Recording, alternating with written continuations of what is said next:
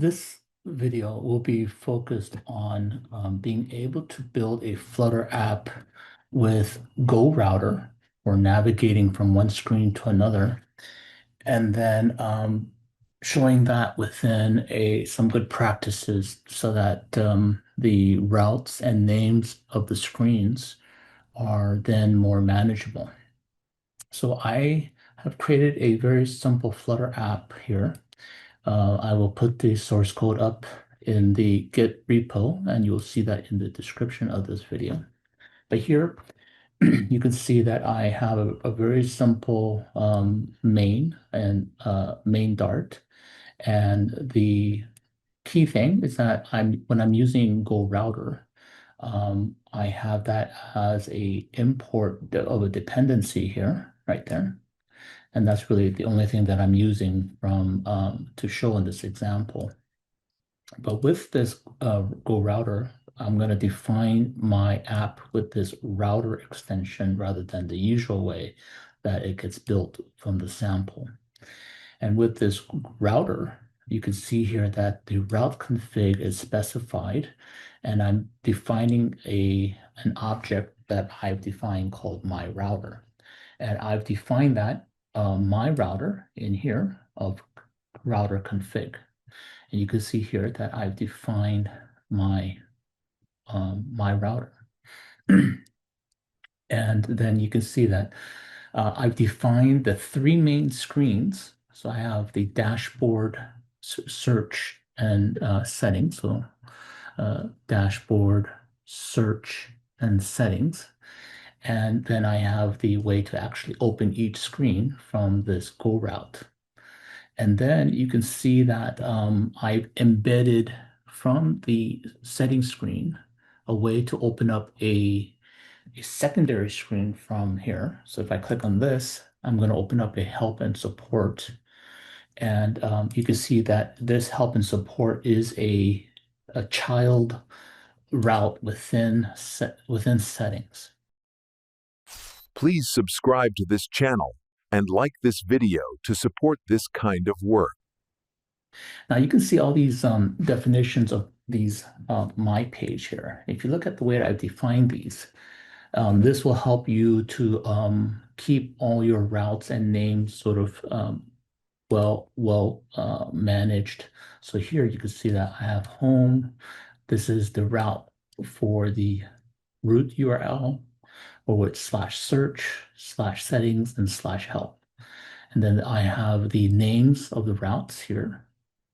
And then from the name of the routes, I want to be able to get the path to it. So with all these defined, and you can add more to your app as you define more screens. And then when you go back into, for example, of how I define the bottom navigation, when I go to a specific screen, I use this command here of go named. And here I'm not using strings, but I'm using the symbolic definitions of where to go. So home or search or settings from the bottom navigation. And then, and this is just a typical bottom navigation sort of setup here. And then from this settings screen, you can see down here that when I click over to the settings, and then when I click on this item here, I want to be able to go to that help screen. And I'm saying go to that name screen, and this is the name of the screen that I want to go to. And then it's going to go back. It's going to figure out how to get there by looking at this configuration and finding that the route is defined here, and that this is the screen related to that route. And you can see all the definitions here, and then you can see all the screen definitions. With routes and with this kind of setup, so from, let's say, the search screen, if I wanted to pass some parameters into when I open up this route, there's ways to pass in arguments or parameters to this route so that when it gets to the configuration here, this one here will be able to pass in any kind of parameters into the help screen if this particular screen needs some parameters um, to be able to open up that screen. Okay, so you can see here that when you open up in the browser, you can see the routes in the URL. So this is the home or dashboard, this is settings, and then this is the help. You can see it's embedded.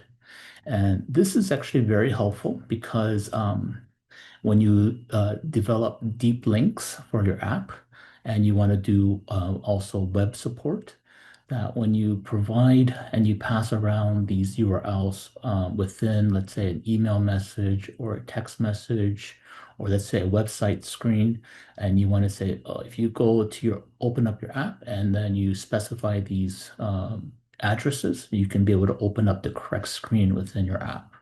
And then here you can see that I also built and I'm running the same app on Android or iOS.